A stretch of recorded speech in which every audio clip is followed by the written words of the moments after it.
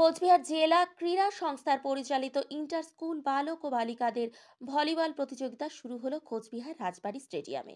জানা যায়, এই ভলিবল টুর্নামেন্টে পুরুষদের 15টি দল এবং মহিলাদের 7টি দল, মোট 22টি দল নিয়ে এই ভলিবল টুর্নামেন্ট, যেখানে কোচবিহার জেলার বিভিন্ন প্রান্ত থেকে বাচ্চারা এসেছে যারা এই টুর্নামেন্টে ভালো দক্ষতা দেখাবে।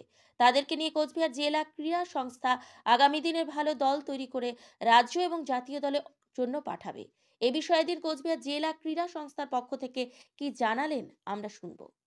চ্যাম্পিয়নশিপ কোচবিহার জেলা ক্রীড়া সংস্থা পরিচালনায় কিন্তু এই খেলা কিন্তু শুরু হয়ে গেছে এবং আমরা কিন্তু সমস্ত ছবিটাই দেখানোর চেষ্টা করছি আপনাদের সামনে।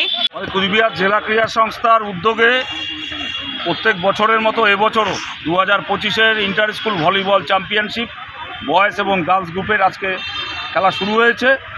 তো বয়েজ গ্রুপে 15টা টিম এবং গার্লস গ্রুপের 7টা টিম, সর্বমোট 22টা টিম নিয়ে আমাদের এই টুর্নামেন্ট। আমরা আনন্দিত যে আজকে আমাদের মধ্যে উপস্থিত হয়েছেন আজকের খেলার উদ্বোধক জেনকিন স্কুল প্রধান শিক্ষক মাননীয় শ্রী প্রিয়তোষ সরকার মহাশয়, উনি উদ্বোধন করলেন।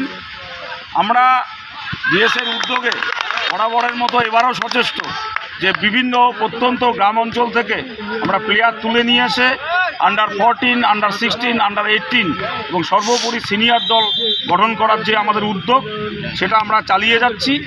এই কারণে বলবো যে আমরা সফল, এই কারণে বলবো না পুরোপুরি সফল, যে কিছুটা সফল, যে বিভিন্ন গ্রাম থেকে সীতাই, বাউদিয়ারডাঙ্গা, শীতলকুচি, গোসানিমারি, বিভিন্ন প্রত্যন্ত জেলার গ্রাম থেকে স্কুল এসছে এখানে খেলা প্রদর্শন করবে। তো আশা করছি বরাবরের মতো এবছরও আমরা সফল হব।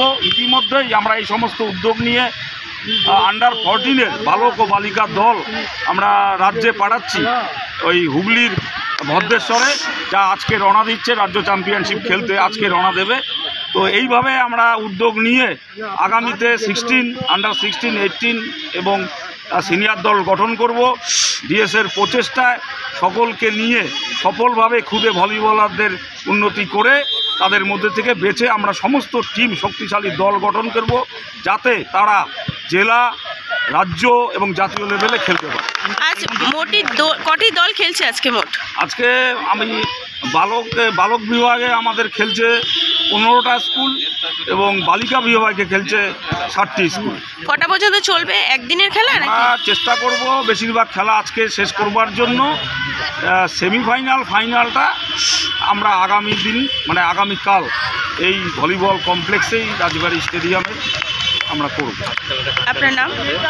আমার নাম জহর রায়, আমি ভলিবল যে ডিএসএ তার বিভাগীয় সচিব। অসংখ্য ধন্যবাদ।